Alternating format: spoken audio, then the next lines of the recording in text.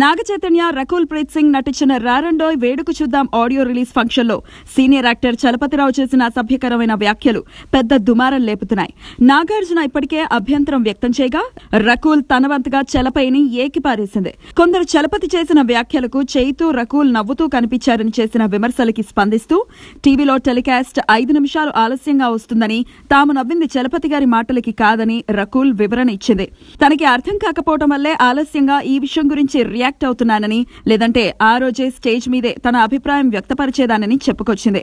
చలపతి గారు తన వయసుకు తగ్గట్లు మాట్లాడితే బావుండేది.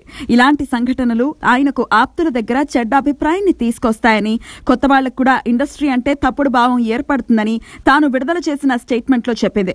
తనకు పెద్దవాళ్లంటే గౌరవం అని, కానీ పెద్దవాళ్లే తప్పు చేస్తుంటే మాట్లాడకుండా ఉండలేకపోయానని వివరించింది.